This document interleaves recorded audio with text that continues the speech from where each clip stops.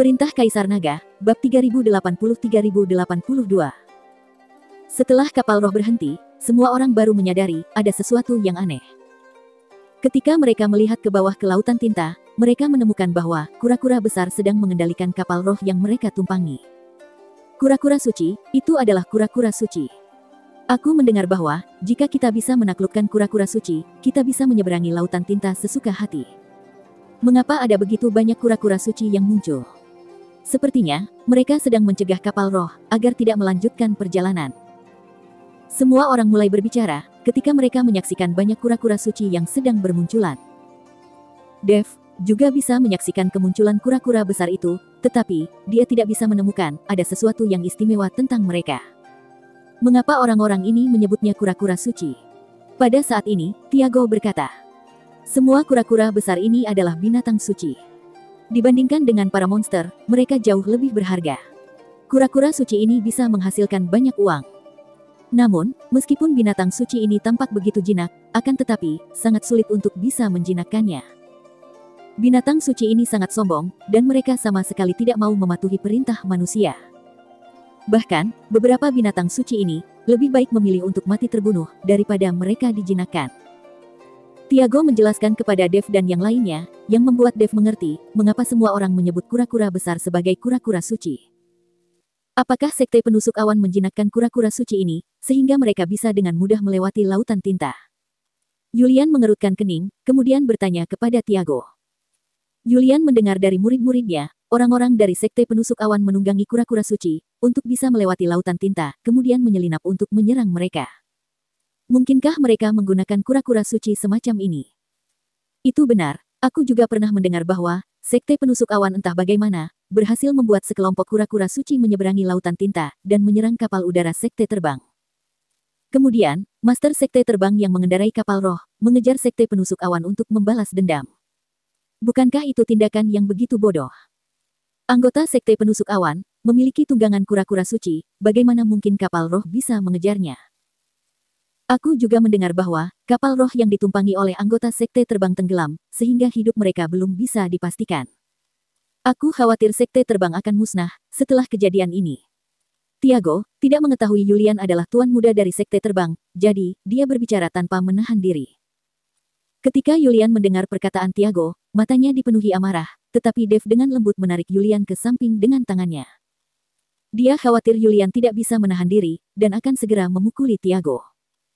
Tiago tidak memperhatikan perubahan ekspresi Julian, dan dia masih melanjutkan berkata, jika sekte terbang memiliki sekelompok kura-kura suci, maka mereka tidak perlu takut dengan sekte penusuk awan. Sekte penusuk awan tidak terlalu kuat, aku benar-benar tidak mengerti bagaimana mereka bisa menjinakkan sekelompok kura-kura suci. Tiago jelas merasa sangat iri dengan kelompok kura-kura suci yang dimiliki sekte penusuk awan. Namun, pada saat ini, kapal roh yang semula tidak bergerak, tiba-tiba mulai berguncang, lalu berubah arah, dan mulai berlayar lagi.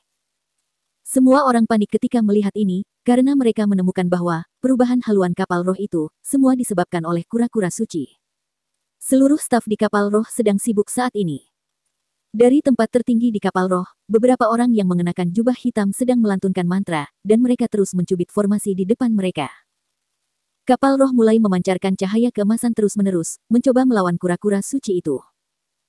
Meskipun kura-kura suci tidak menyerang kapal roh, akan tetapi, dengan banyaknya gerombolan dari mereka, kura-kura suci itu mampu mengubah arah kapal roh. Lautan tinta sangat berbahaya, jika pergi ke arah yang tidak diketahui, tidak ada yang bisa menebak bahaya apa yang akan ada di depan mereka. Satu demi satu cahaya keemasan terus melawan, tetapi, masih tidak ada cara untuk menghentikan gerombolan kura-kura suci yang membawa perahu roh bergerak maju. Menyaksikan pemandangan ini, seseorang yang mengenakan jubah hitam berkata dengan lantang. Rekan Taois, kemunculan tiba-tiba kura-kura suci di sini, bisa dianggap sebagai sebuah keberuntungan. Dengan kura-kura suci di tangan, kalian bisa menyeberangi lautan tinta sesuka hati. Juga, kura-kura suci ini hidup di lautan tinta sepanjang tahun, mereka seharusnya tahu, di mana letak harta karun di lautan tinta ini. Ini adalah kesempatan yang sangat langka, adakah dari kalian yang ingin mencoba menjinakkannya? Pria berjubah hitam itu, mencoba menawarkan sesuatu kepada para penumpang kapal. Kemudian, ada seseorang yang mulai bergerak dengan tidak sabar. Meskipun banyak orang yang sudah mengetahui kura-kura suci ini tidak kejam, namun tidak akan mudah untuk menjinakkannya. Meski begitu, beberapa orang sudah tidak tahan untuk mencoba menjinakkannya, dan mereka mulai melompat dari atas kapal roh. Air di lautan tinta sangat gelap, melompat ke lautan tinta, sama seperti melompat ke dalam tinta. Para kultivator ini tidak melompat menyentuh air laut, tetapi mereka melompat ke punggung kura-kura suci. Namun, kura-kura suci itu tidak langsung menyerang orang ini, seperti monster lainnya. Sebaliknya, mereka menggendong kultivator itu di punggungnya, dan mulai berenang di lautan tinta. Kura-kura suci itu sangat bersemangat, ada garis-garis seperti papan catur di cangkang kura-kura, dan ada cahaya redup yang memancar darinya. Kura-kura suci mulai berenang dengan cepat, dan dengan berguncang ke sana kemari, kultivator itu tampak kesulitan untuk mengendalikan laju kura-kura suci.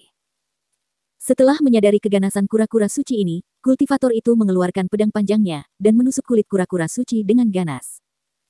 Dia ingin memasang pedang panjangnya di kulit kura-kura, agar dia bisa memegang pedang panjang itu untuk menstabilkan tubuhnya.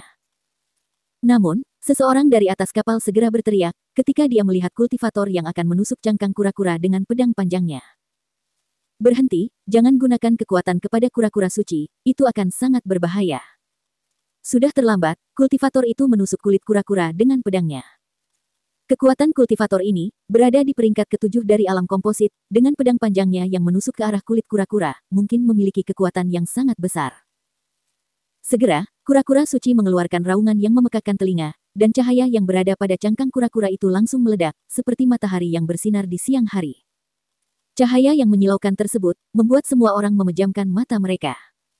Ketika cahaya mulai menghilang, semua orang bisa melihat bahwa kultivator yang berada di punggung kura-kura itu, pedang panjangnya sudah patah menjadi dua. Kemudian, dia sendiri terlempar tinggi ke udara, dan dengan sedikit marah, kura-kura suci menyemburkan air ke arah kultivator tersebut. Semburan air hitam menghantam tubuh kultivator seperti pedang tajam, menyebabkan darah berceceran di tubuh kultivator dalam sekejap. Menyaksikan adegan ini, pria berjubah hitam yang berada di atas kapal roh, buru-buru melemparkan tali, dan menarik kultivator itu kembali ke kapal roh. Semua orang mulai berkumpul, dan segera mengerumuni kultivator tersebut. Dengan serangan pedang air hitam, ada banyak luka di sekujur tubuh kultivator itu, dan luka sekitar tubuhnya sudah menghitam, disertai dengan semburan bau busuk yang jelas disebabkan oleh infeksi pada lukanya. Pria berjubah hitam melangkah maju dan melihat, lalu menggelengkan kepalanya dan berkata, "Sudah berakhir, tidak ada harapan lagi." Meskipun binatang suci ini tidak mengambil inisiatif untuk menyakiti orang lain dan tidak kejam, itu bukan berarti mereka tidak memiliki pertahanan diri. Kalian bisa mencoba menjinakkan mereka tanpa kekuatan, tetapi jika kalian mencoba menggunakan kekuatan, inilah akibatnya. Air laut di lautan tinta sangat beracun, dan akan sulit untuk menyembuhkan luka yang diakibatkannya.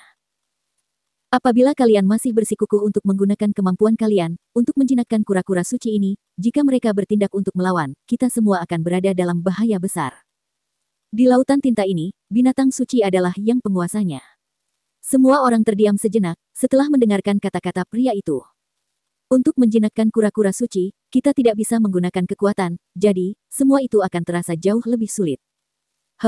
Orang itu benar-benar bodoh. Jika mereka bisa menggunakan kekuatan, bukankah semua orang bisa mendapatkan binatang suci ini sebagai tunggangan dengan mudah? Tiago memandang kultivator yang tewas secara tragis, dan berkata dengan mendengus dingin. Bagi beberapa orang, kematian seorang kultivator biasa tidak lebih dari masalah sepele. Lagi pula, di dunia surga dan manusia ini, ada pertempuran setiap hari, dan para kultivator mati setiap hari, adalah kejadian yang biasa. Jika mereka tidak sedang berada di kapal roh saat ini, banyak orang mungkin akan bertarung untuk memperebutkan hal-hal yang sepele. Akan tetapi, jika ada pertarungan di kapal roh ini, dan kapal roh ini tidak mampu menahan efek dari pertarungan tersebut, maka semua orang akan menderita konsekuensinya. Oleh karena itu, pertarungan tidak diperbolehkan di kapal roh ini, dan tidak ada yang berani mempertaruhkan nyawanya dengan bertarung dengan orang lain di kapal roh ini. Setelah mengetahui hal ini, beberapa kultivator masih merasa penasaran. Mereka tidak bisa menahan diri untuk tidak melompat dari kapal roh, ingin menaklukkan kura-kura suci sebagai tunggangan. Para pembudidaya ini melompat ke atas cangkang kura-kura suci, dan kura-kura suci itu hanya berteriak, dan kemudian membawa para pembudidaya bolak-balik di lautan tinta. Akibat dari kecepatan kura-kura suci, yang disertai dengan angin kencang, ombak, dan turbulensi, menyebabkan banyak kultivator jatuh ke dalam lautan tinta. Para kultivator yang jatuh ke dalam air laut, segera melompat kembali ke kapal roh satu demi satu, tetapi wajah mereka sangat jelek, terlihat memang ada semacam racun di dalam air lautan tinta. Meskipun orang-orang ini jatuh ke dalam air laut, mereka tidak banyak menderita, yang membuat begitu banyak orang merasa lega.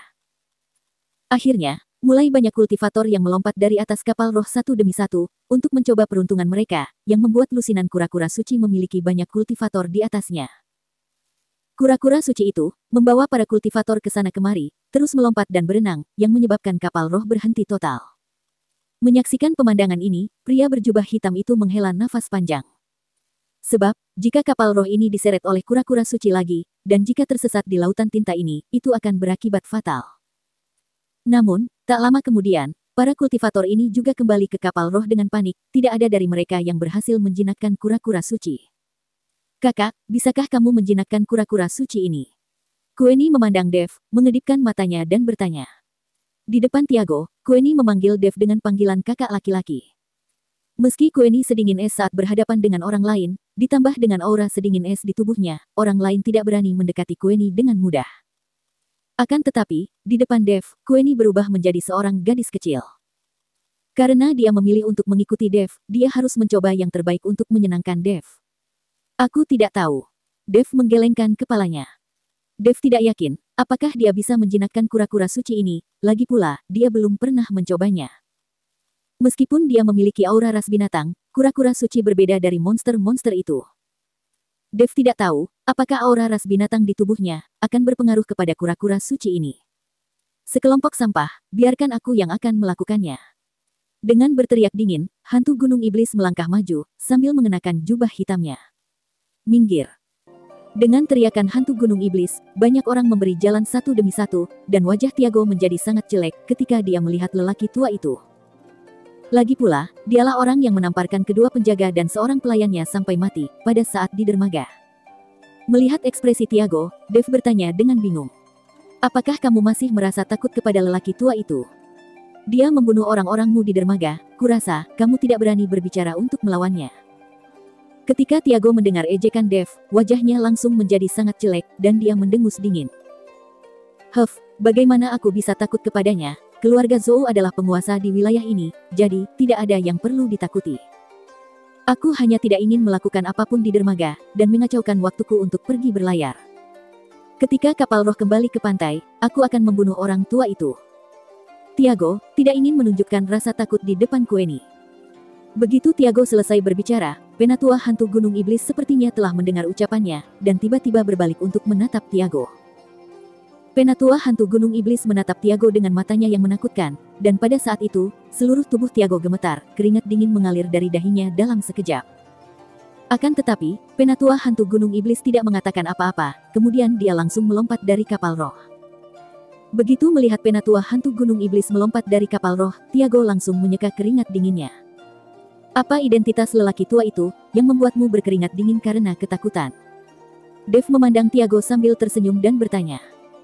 Tiago berhenti menyombongkan diri, kemudian berkata, orang tua ini adalah seorang penatua dari hantu gunung iblis. Semua orang tidak bisa memprediksi kekuatannya, dan dia adalah seseorang yang sangat kejam. Aku pernah mendengar bahwa orang tua ini memakan hati seorang anak untuk meningkatkan kekuatan bertarungnya. Itu adalah perbuatan yang sangat kejam. Bersambung.